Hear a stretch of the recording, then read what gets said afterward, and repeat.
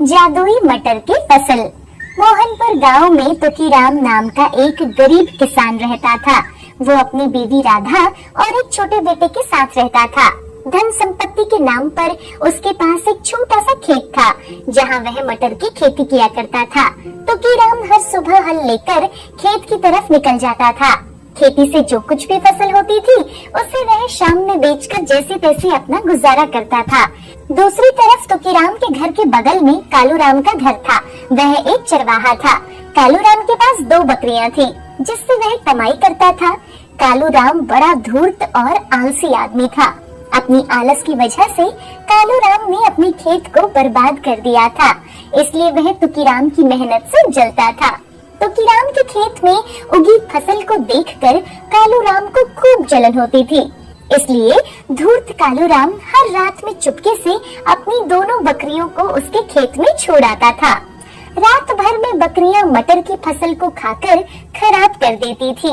अगली सुबह जब तुकीराम उठकर खेत जाता तो कुछ ही फसल सही सलामत रहती थी। हे भगवान, हे मोरी फूटी किस्मत, मेरी फसल कौन बर्बाद कर रहा है। तुकीराम बची कुची फसल को ही बाजार लेकर जाता था और उसे बेच देता था। उसके बदले में उसे बहुत कम पैसे मिलते थे।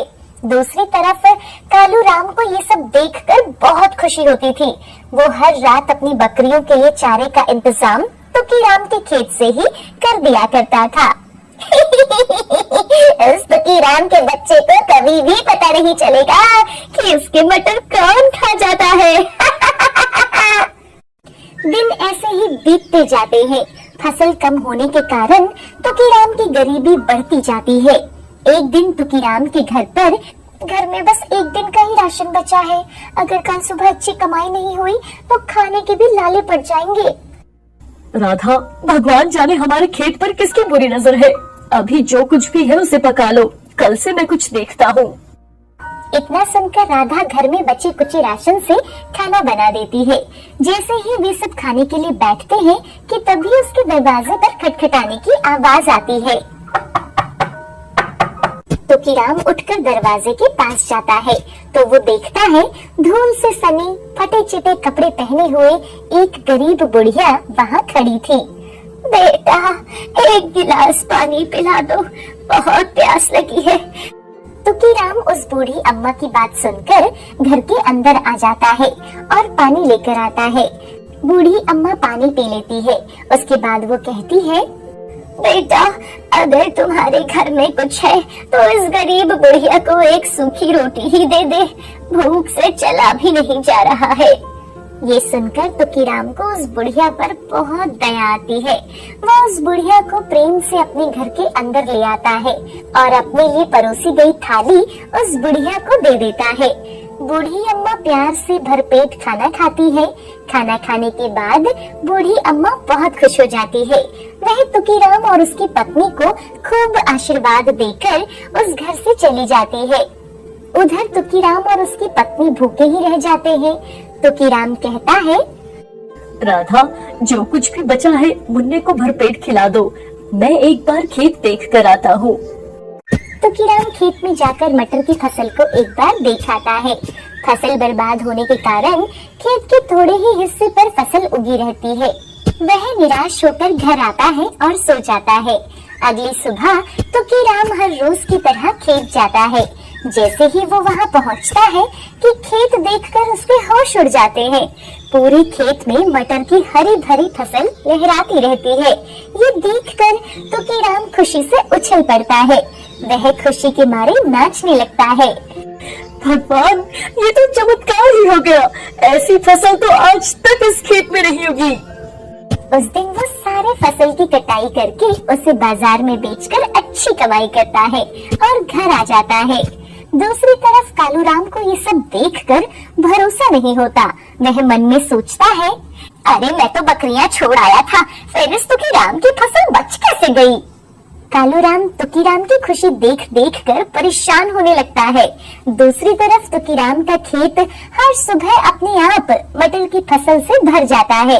वह हर रोज मटर बेचकर खूब कमाई करने लगता है।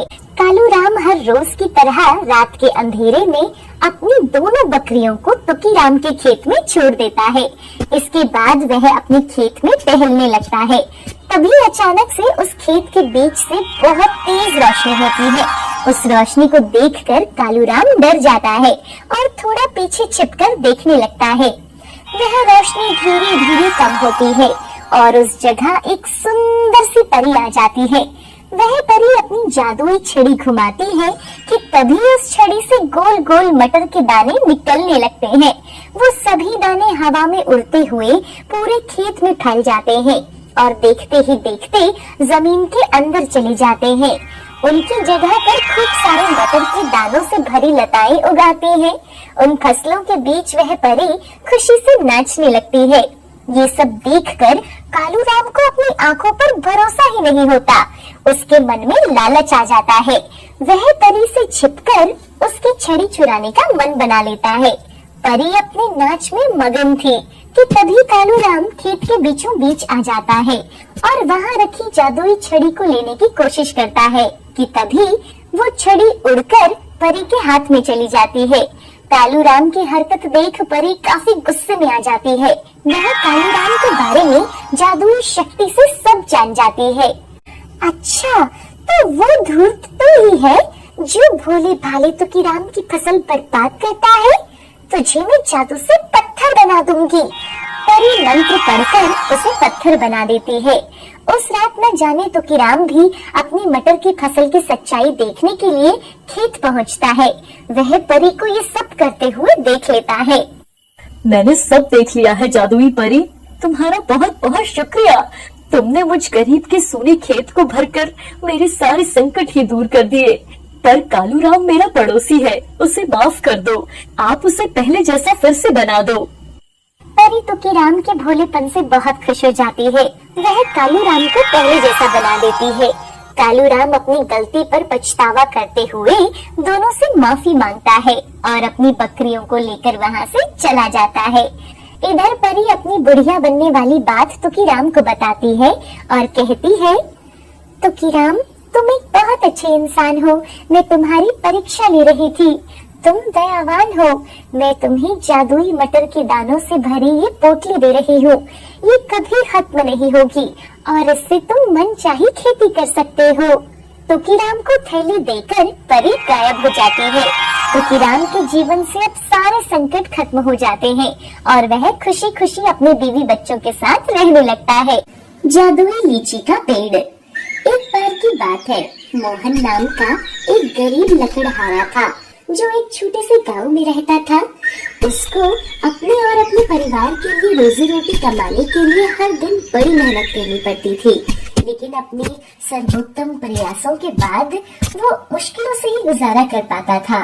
वो एक लकड़हारे के साथ साथ एक अच्छा इंसान भी था जो जंगल में जाकर लकड़ियां तो काटता था, लेकिन साथ ही नए पौधे भी लगाता था ताकि कभी भी पेड़ों की आबादी कम ना हो। एक दिन वो अपनी पत्नी मालती से बोलता है, इतनी मेहनत करने के बाद भी हाथ में कुछ नहीं बचता। मैं तो सोच रहा हूँ अब बाजार में जाकर कुछ कुछ मजदूरी कर लिया करूँ। आप भगवान पर भरोसा रखिए, एक न एक दिन हमारा जीवन भी सुधर जाएगा। मुझे उस दिन का इंतजार है। एक दिन जंगल में जाते समय मोहन को अजीब सा पेड़ दिखा। अरे, ये किस चीज का पेड़ है? मैंने तो इसे पहले यहाँ कभी नहीं देखा। तो पेड़ लीची का था। उसमें चमकीले पत्ते और चमकीले फल थे जो रत्नों की तरह दिखते थे। उसकी सुंदरता से चकित होकर मोहन ने उसमें से एक फल तोड़ लिया।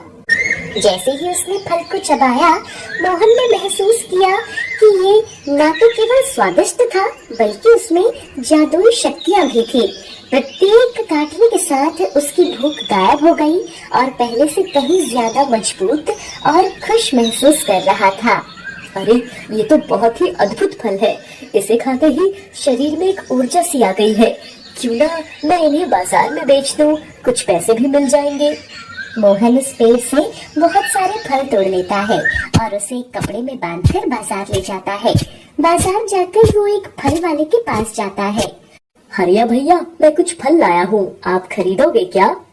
क्यों भाई, जंगल में लकड़ियाँ खत्म हो गई जो आज फल तोड़ ले आया तू? अरे भाई, जंगल में फल दिखाई दिए तो ले आया, तुम खरीदोगे क्या? अच्छा, दिखा कौन सा फल लाया है तू?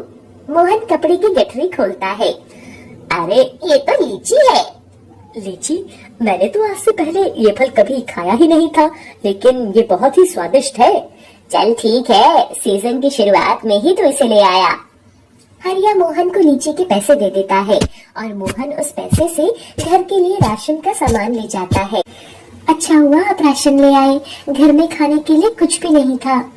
अरे वो आज जंगल में एक लीची का पेड़ मिल गया था, तो वही बाजार में बेच आया, इसलिए आज अच्छे पैसे भी मिल गए।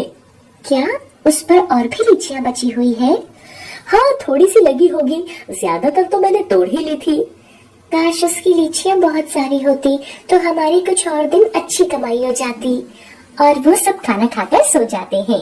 अगले दिन मोहन जब सुबह उठकर जंगल में जाता है तो वो देखता है कि उस लीची के पेड़ में बहुत सारी लीचियाँ लगी हुई थी। अरे कल तो मैंने ज्यादातर लीचियाँ तोड़ ली थी, एक ही दिन में इतनी सारी लीचियाँ कैसे आ गई? और मोहन लीची के पेड़ से लीचियाँ तोड़ने लगता है। लीची तोड़कर उसका धन्यवाद भी करता है। हे लीची के पेड़, तुम्हारा बहुत बहुत धन्यवाद। तुम्हारी वजह से मुझे मेरे परिवार को 2 वक्त का खाना नसीब हो पाता है। अगर मेरी वजह से तुम्हें कोई कष्ट हुआ हो तो उसके लिए मैं तुमसे माफी मांगता हूँ। मोहन फिर सारी लीचियों को गठरी में बांधता है और उन्हें बाजार ले जाता है और हरिया को जाकर दे देता है।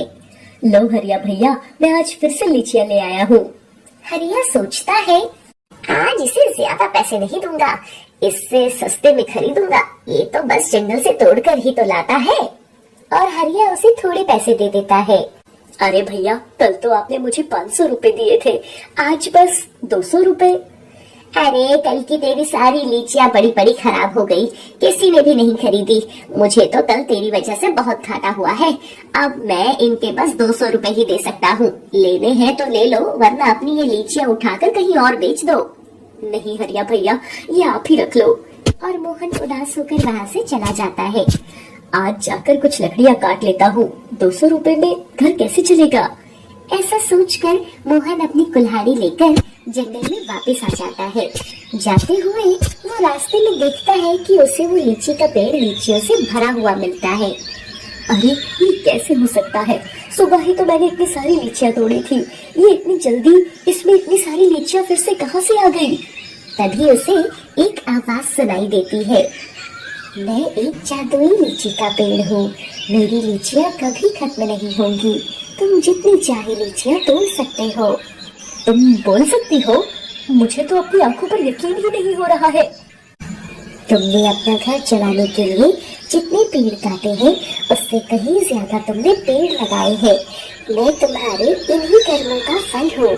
मोहन उसकी बात सुनकर बहुत खुश होता है और वो भागकर अपने घर जाता है और अपनी पत्नी को सारी बात बताता है। ये तो बहुत खुशी की बात है जी। अब से ना हम बाजार में खुद का लीचियों का ठेला लगा लेंगे, क्योंकि बाजार वाले आपसे सस्ते में खरीद कर महंगा बेचते हैं। लेकिन हरिया तो बता रहा था कि उसकी लीचियाँ किसी ने भी नहीं खरीदी। कल मैं बाजार में गई थी तो मैंने देखा कि लोग हरिया से लीचियाँ खरीद रहे थे और वो लीचियाँ भी महंगे दाम पर बेच रहा था। वो दोनों जंगल में जाते हैं और लीची के पेड़ से लीचियाँ तोड़ लेते हैं। अब वो बाजार में एक ठेली पर लीची बेचने लगते हैं। लीची को देखकर सभी लोग उसकी ओर आकर्षित होते हैं और उसकी ठेले पर लोगों की भीड़ लग जाती है।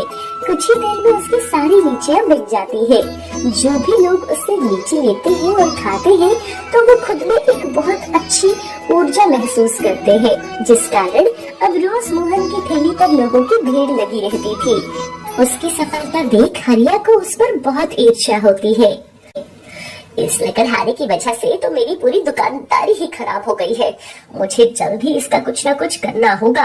एक दिन हरिया मोहन के पीछे पीछे जंगल में जाता है और वो लीची का पेड़ देख लेता है। मोहन के जाने के बाद हरिया लीची के पेड़ के पास आता है।